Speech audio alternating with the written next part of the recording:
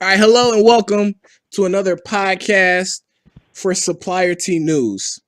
I am, obviously your host, Jaymie White, and today I have a special podcast. As always, I'm with my, podcast partner, Ray Hayes. So, Ray, welcome. Larry. Nothing much. But we also have a special guest with us today. I want to introduce Brian Terrell, originally from Chicago, Illinois, but now stationed in Atlanta, Georgia. So, Brian, thanks so much. Hey, I appreciate it, Jaymie, Ray. We go way back. Much love, much respect, and thanks for the invite. Yeah, definitely. And you know what? Let's kind of start that.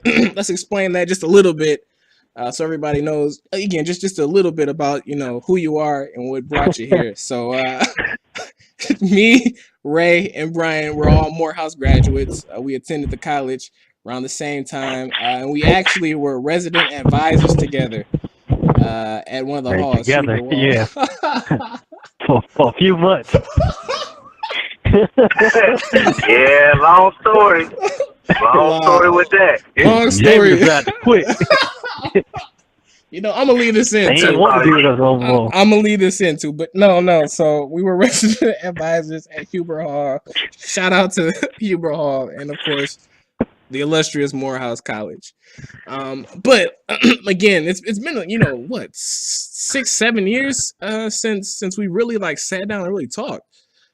So definitely Brian reached out a couple of months ago now, and just got back in contact, and thankfully you did, because we would always have great conversations together at Huber Hall, in particular when it comes to politics, especially with me being a conservative and Brian being more liberal. Always had great conversation.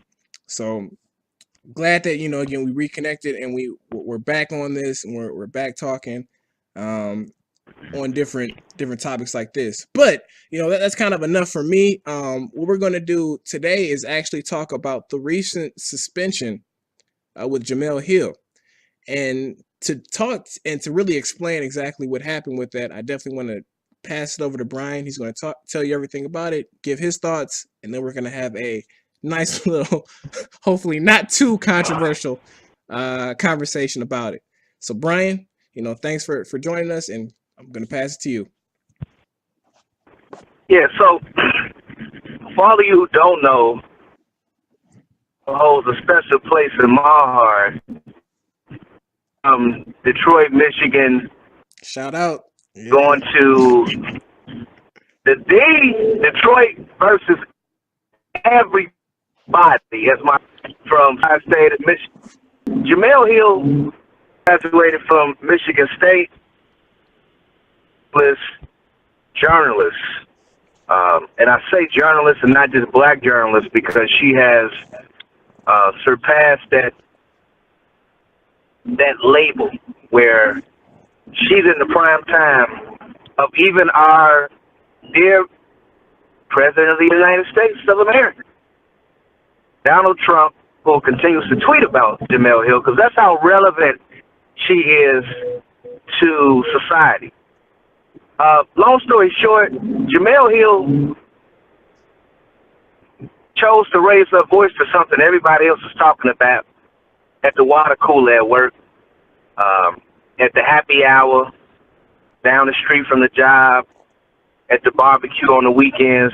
She started tweeting about it. And she let it be known. There's an old saying my pop used to tell me.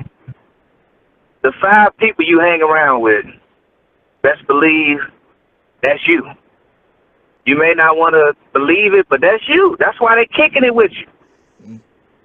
So for Steve Bannon and a few other folks that are well known to the white nationalist political scene, they have close ties to the president and his comrades.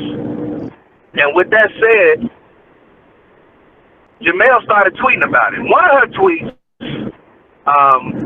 got her in so much trouble with her employer, ESPN, that they had to pretty much warn her to calm down the tweets. And I appreciate Ray and Jaymie touching on that a couple weeks ago when she got her slap on the wrist at ESPN, which is pretty much the premier broadcast worldwide sports. Yes, there's Fox Sports, but everybody knows who's still running the sporting world. Right. So let's fast forward to what happened a few days ago. I believe it was October 8th. I think she was suspended. Yeah, October 8th. She made a tweet right before ESPN announced she was suspended. And that tweet is, because if we did everything the boss said, Americans would still be dying of tuberculosis in factories. That was her way to throw a jab at her employers. Then I don't have to do everything you tell me. And ESPN had enough. They suspended her. You can go to the ESPN public relations profile on Twitter that explains that she violated their social media policy. And, objectively looking at how she violated the policy is to look at a few years ago how someone else was not reprimanded. And that is another prominent ESPN host named Michelle Beadle.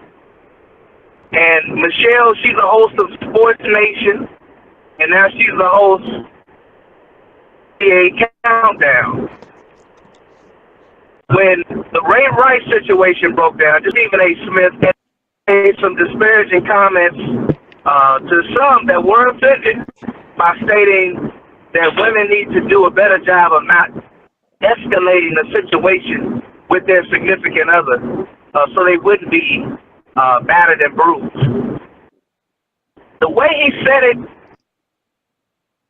the wrong way.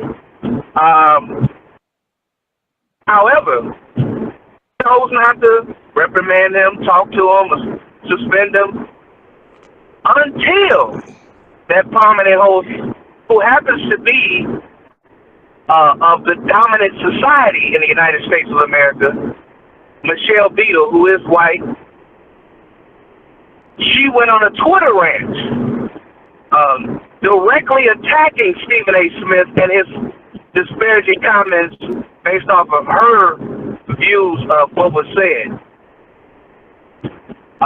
She went on and on. This went on for a few minutes. And you know what ESPN did? They suspended Stephen A. Smith for 2 weeks. And when he came back to First Take, he had to publicly apologize. I had never seen someone's ego get so low as Stephen A. Smith did. If anyone knows his personality. Yeah, he does have an ego. Yeah, so my thing about that is, wow, okay, if Jemelle Hill was suspended for violating the social media policy, let's go back a couple years ago when someone else, i.e. Michelle Beadle, was going on a Twitter rant where if you look at the clauses in the policy for social media that ESPN has, it states that an ESPN employee is not allowed to attack publicly another ESPN employee on social media. She violated that, and ESPN chose to do a bow face and suspend the wrong party. So go ahead. Yeah. So I think that's a really good description of what happened, right? Let's talk about, before we get into it. So we got Jemelle Hill, who was suspended for making controversial statements, political statements about her employer. And then we have the controversial statements of Michelle Beadle, but they were more so attacking an employee. And then we have Stephen A. Smith, who responded to that in a controversial fashion as well, right? So we've got a lot of controversy here. And Right. then inevitably what happened was ESPN decided to suspend parties, but it was in a very inconsistent manner. So I'm keeping it very Not general. necessarily. Yeah. Well, you Not don't necessarily. in terms of the So what part? arbitrary. Yeah, what part is not necessarily right. The fact that Jemelle Hill she was suspended, rightfully so. I mean, Okay. it should have happened. She was advised. This is the third time she's been advised Okay, good point. to tone it down on her Twitter account. In 2008, she posted on Twitter that rooting for the Celtics is like saying Hitler was a victim. And she went on. So back then, she was advised, hey, you have to tone it down. And she had to make a public apology for her words as well. Just recently, she made another comment. She had to apologize.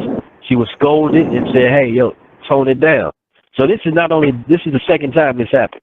So now you come into just a few days ago, she said something again on her public Twitter account. Now, your job has a policy. You work for an employer because you represent the company or not. They have a policy. And you as an employee have to abide by that policy. Now, Michelle Beadle, I'm not necessarily sure if this is a first time, second time, or not being scolded or torn or saying something on social media that's against ESPN policy. However, in the case of Jemelle Hill, this is her third time. She knows the consequences of her actions. She chose to go against the policy and continue to post these things. So you're saying Granted, that her ESPN opinions is may be consistent in this, then, and consistent in their yes, they are being protection of their policy. Okay. correct. You look at Kurt Schilling. What happened to him? He did the same thing. He had been scolded more than once, telling him, "Okay, calm it down, stop." Jemelle Hill is on that same plate right now. This is her third time, so I'm sure if she does it again, she'll probably be fired. This is just my assessment. But the ESPN has no fault in this. They asked her to tone it down. They're affiliated with Disney. They're a publicly traded company. They have advertisers. They have to be mindful of that. Jemelle Hill, yes, her positions are her positions. I'm not saying they're right or wrong. She said what she had to say, but she is aware of the fact that, okay, I'm going against the grain and I'm going against the policy. So I don't understand the uproar and saying, okay, Jemelle Hill shouldn't have been suspended. No, she should have been suspended. She went against the policy. She knew the policy, and this is a third offense. Brian, do you think Jemelle Hill should have been suspended? And then we're going to talk about Michelle Beadle real quick. She should not have been suspended. Okay. And I'm backing it up through ESPN's social media policy. That policy cannot be administered arbitrarily, where, we're not going to say anything to Michelle Beadle. Okay, but we're going to get on Jemelle Beadle. Let's get into Michelle Beadle. What did Michelle Beadle do specifically that violated the policy, and was she a repeat offender? Hello? Okay, yeah, go ahead. It's an interpretation about if she was a repeat offender. But in my interpretation, every time you send a tweet attacking an employee, that's a repeat offense. You did it again. You can't say, I only did it one time. I wasn't conscious of my acts. They give you a policy. They tell every employee, you better read it, you better know it. And if you don't know it, you better walk around with it in case you think about tweeting on something involving social media. So my analysis, my take on that was a repeat offense. You did it once, a couple minutes went by, you did it again. His comments on domestic violence, how dare you say that? And basically, she was coming for him to be removed. You know, and that's what's pretty much the parallel with Jemelle Hill, where the folks that are attacking her are pressuring ESPN the same way, well, a similar way where Michelle Beadle was pressuring the ESPN to remove, and her mindset, the cancer from the firm. She don't want any parts of it.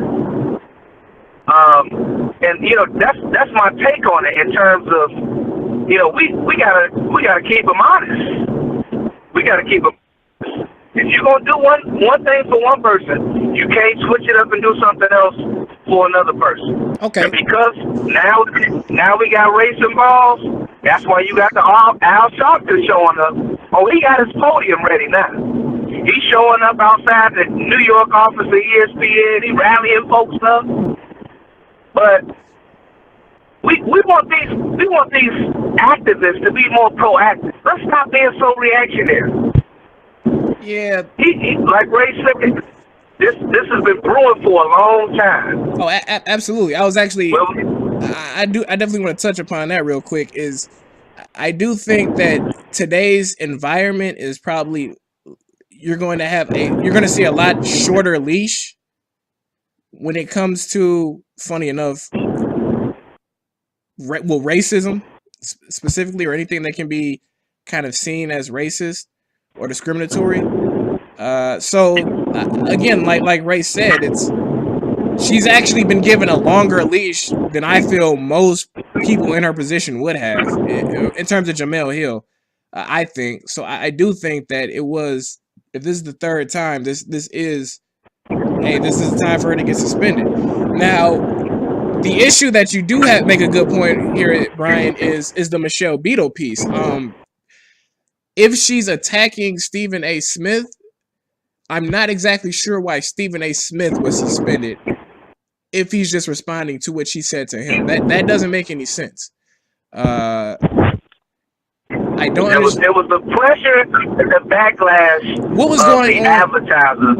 Yeah. To Disney. Oh. Well, now we've got a different situation here, right? Because if your advertisers are pushing you, that's. Go ahead. I say if your advertisers are pushing you to make a certain decision when it comes to one of your employees, we're in a different situation than if you're just going by your policy as a company versus your investors, if you will, or your customers. That changes the argument significantly. Well, my stance on that is that I understand that the advertisers have a say, but yes, ESPN, Disney, the parent company. You're pressured by the backlash that's brewing on what Stephen A. Smith said about Ray Rice. However, ESPN is encouraging the behavior. They're holding these square circle debates. Yeah, that's a good point. But they want you to come out, and they don't want you to walk on eggshells. That's a good point. Yeah. Because they know it's going to sell. As you toe the line one way, we ain't like that. We ain't like that. We suspending you. And that's my whole thing about it. And, you know, and in terms of Jemelle Hill, I have this mindset that I've now evolved to, is that, you know, your employer will let you eat so much out of their hand before they're going to raise their hand up and mouth slap you if they don't like what you do or say. And that's pretty much what just happened. Jemelle been eating real good. She was on His and Hers, and now they put her in a primetime spot. Yeah, the 6 or whatever. Yeah. She been eating real good out their hand. And she said something that was threatening viewers from watching Monday Night Football and those advertisers, and they took their hand and they mouth slapped her. Where she's trying to come up with ways. She's trying to come up with ways where hey, I need to stay.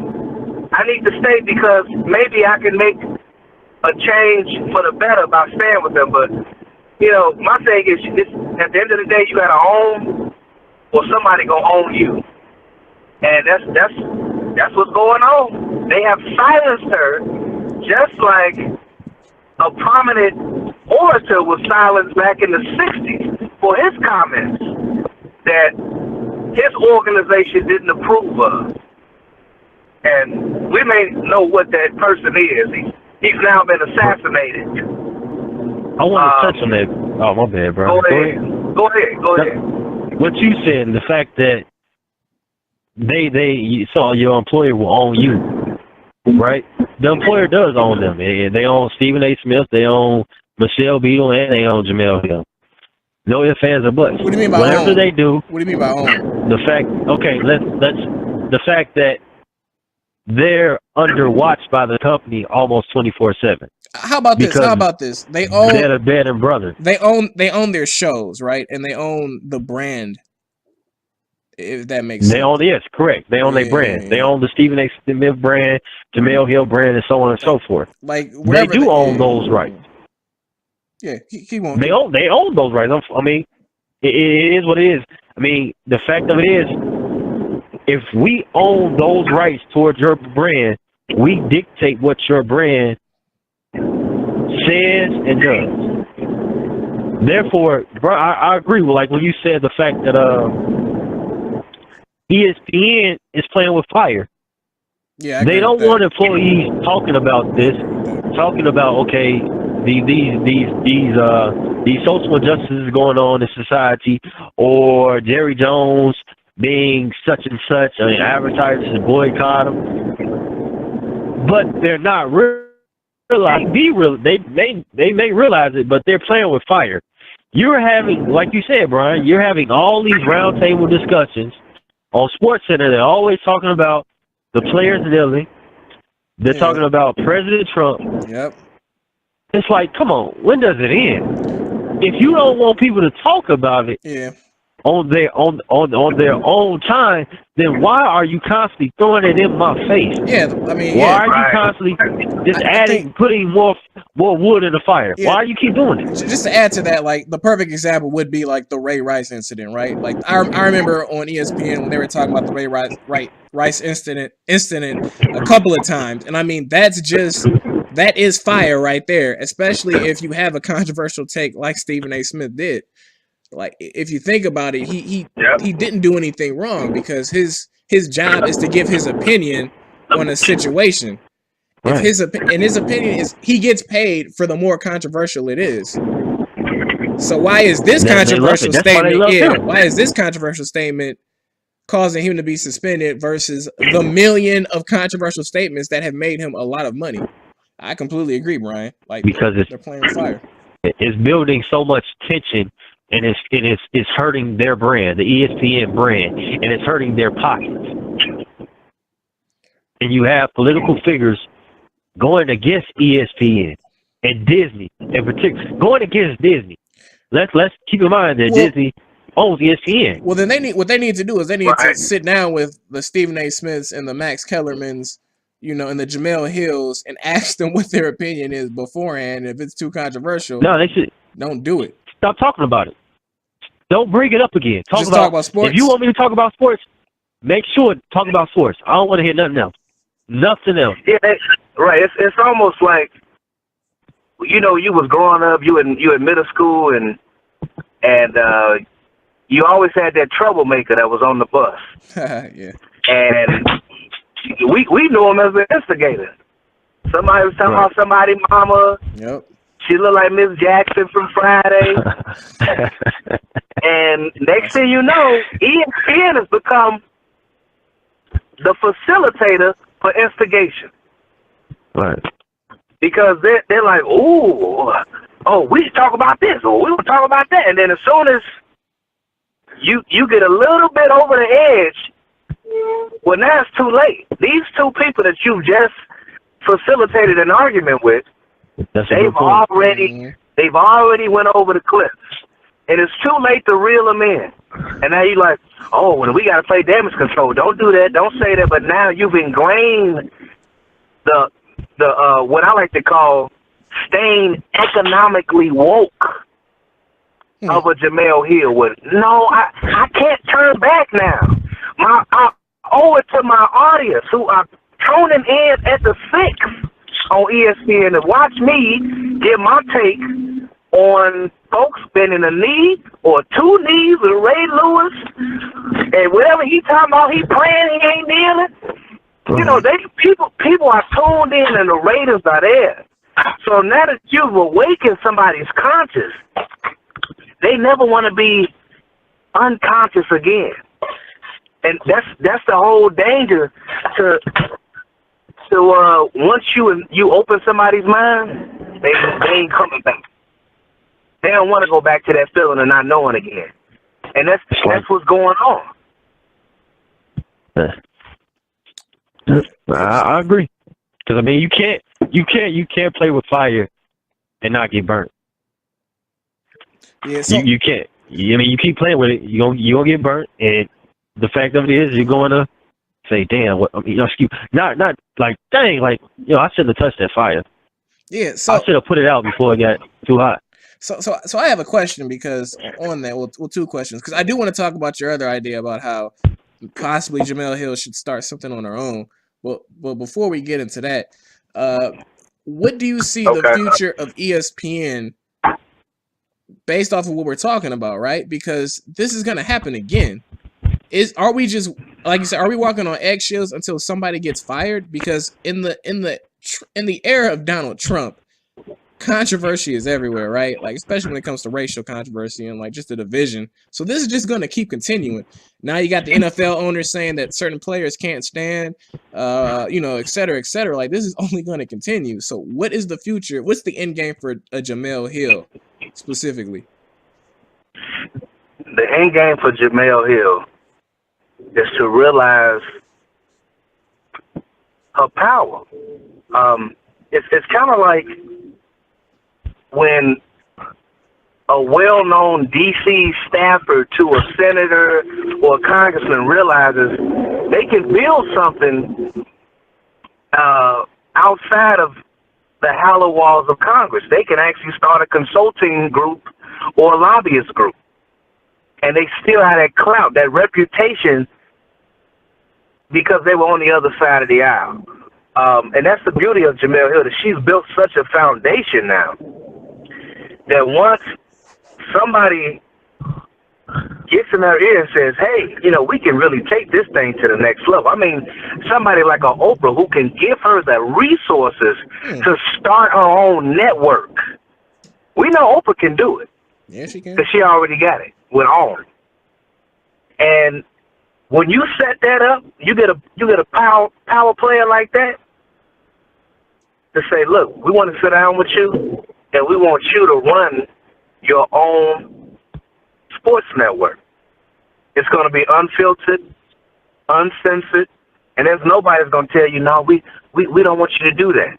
Because we're going to have some sponsors that understand that this is a new way of thinking, the new way of being a journalist is to be economically woke, unapologetically woke, and watch those ratings sky high. They're gonna go up so high. That's her end game. But right now,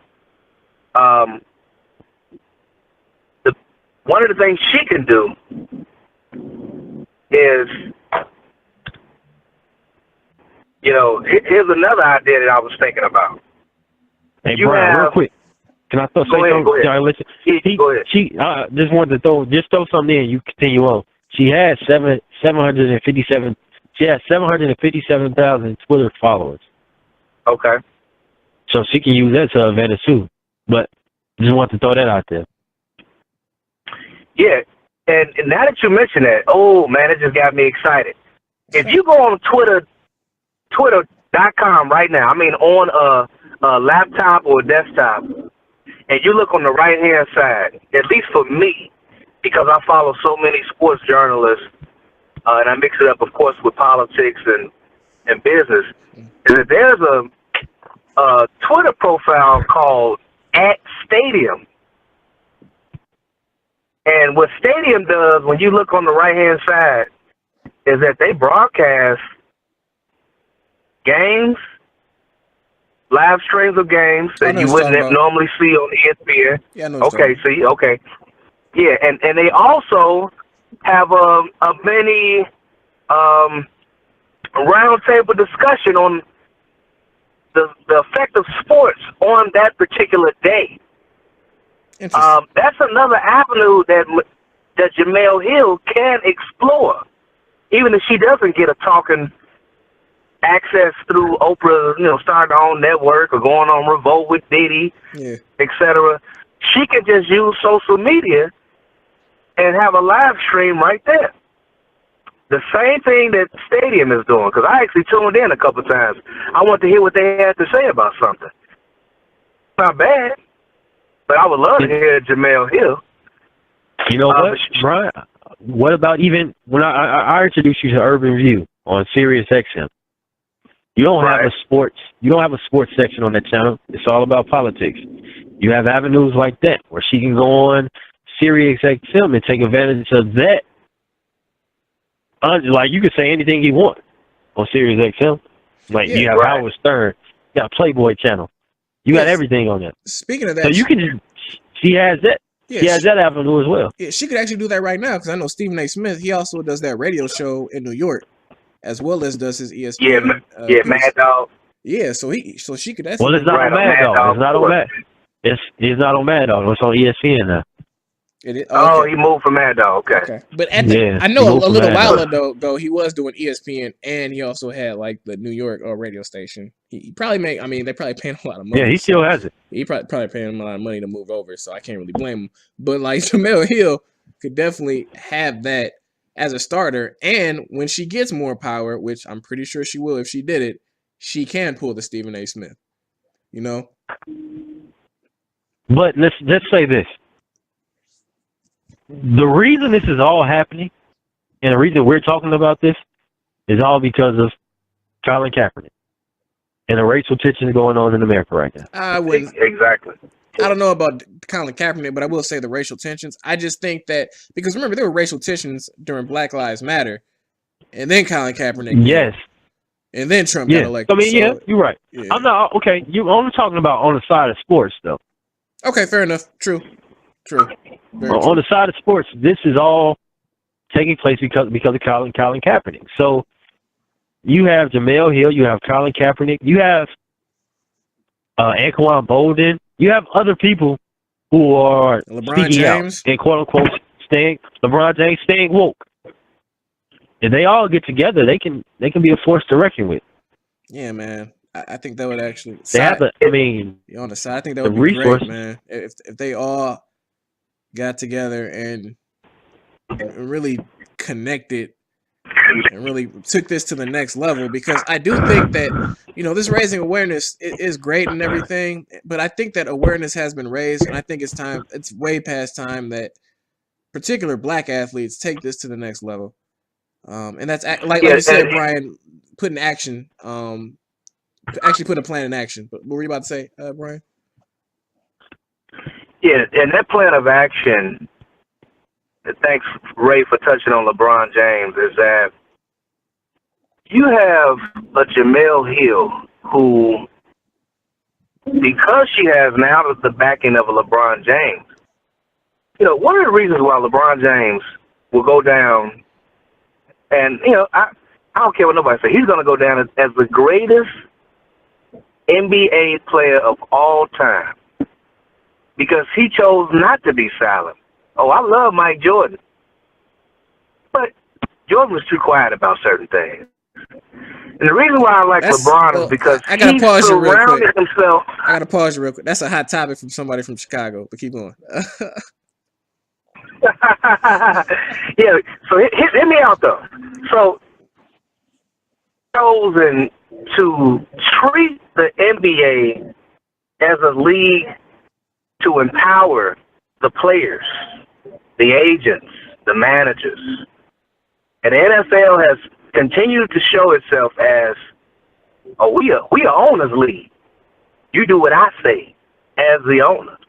And what I mean by that is now Jemelle Hill has to realize that transition. Contact the people that LeBron chose to surround himself with. And these are the people he grew up with. He made sure they had the right teaching, the right schooling, the right tools to set themselves up. And those folks are Rich Paul, Maverick Carter. She needs to get in contact with these gentlemen who are becoming major power brokers on how, and has been done by the continues to attack her. And that's President Trump. Remember, he started a league under false pretenses, though. The USFL. He only started it to get back at the NFL because he wanted ownership. He wanted to do a merger. Yep. Didn't happen. That's true. And they were so pissed off at him because they said they secretly told themselves, from what I'm hearing from credible sources, they was never going to allow him to own a team. When he tried to take that bid at the Buffalo Bills, they made sure he didn't get. They didn't care how much money he was putting in. So what I mean by that is, you can start your own league. That's another in-game avenue. It's possible. We saw with Vince McMahon. Now, it didn't work out well, but he had the XFL years ago. So Jemelle Hill is a very sharp journalist. She is also a power broker by continuing to press the envelope on this. She's choosing not to be silent, and she's going to help out the folks to come after her by doing this. You know, every generation gets a little bit more radical, a little bit more rowdy about folks that they feel like are treating them unfairly. So, well, those are the steps that I recommend for Jemelle Hill to take.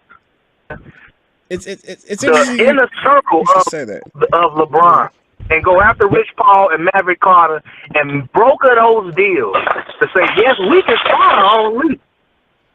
We can do it.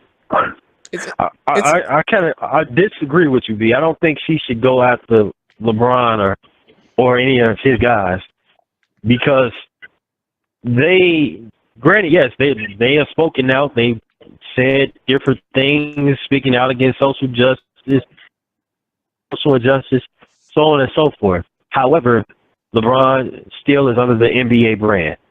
Maverick still represents people within the NBA or outside the NBA. My suggestion, what if she just starts it with other journalists and people who are willing to don't have affiliation? Yeah, kind of like that Derek Jeter, kind of like the Derek Jeter website. What's it called? The Players Tribune. I know what you're talking about. Players Tribune. Yeah, I really like that site too. So it's like, granted, I think she should stray away from the people with the big brands and known names, just because they're under an umbrella, so they have to operate in a certain way. If she wants to step outside of the umbrella and act her own way, she needs to be by herself. Now, I mean, working with other people, granted, yeah, but not with those people affiliated with these big brands, because they're going to say certain things, but they're not going to say certain things that she may want to talk about, and she may hurt their brand. They don't want that. I mean, honestly, God, no matter how good or LeBron talks and says anything, he can't say everything. So the fact of it is, I mean, and then another thing too, Jemelle has to realize that there are consequences and repercussions for her actions. I'm not going to sit here and say, oh, she said what she said, but you know you're going to get in trouble for it. But so understand what you're doing, and the fact of it is, if you want to do it, step outside of that umbrella and do it. Don't just tippy-toe in it. Like, you need people that's going to be about this business day in and day out. I'm sorry, go ahead, B. I hear you, Ray, and I want to point out something and I don't like to do a lot of quoting, but I want to paraphrase something that MLK talked about back in the 60s when he was really challenging the dynamics of oppression in America at that time. And some may argue that it's still going on. Well, he said something that was so eloquent in terms of, you know, I just want you to do what you put on paper. I just want you to do what you put on paper. Sound like a song. So I got to go back to the whole social media policy that ESPN PR tweeted about. If I just want you to do what you put on paper, because you didn't do it to Michelle Beadle, and all of a sudden, I don't get a slap on the wrist. I get 2 weeks off. But yeah, I do agree. Yeah, she did get suspended. I agree. I mean, she did get a slap on the wrist, though. Yeah, the first couple times. Several times. Yeah, the first couple times she did. We can okay, we can I can go with that. But I mean, it's up for interpretation. But I also agree with Ray about, you know, maybe laying off starting on the league. I only mention that because my mind is always going to places of when I'm thinking about recommendations, I got to think of at least 2 to 3. Say I want her to. Sound like a she should also look at the avenue of starting her own network. Say it again. I say you sound like a consultant. Keep going.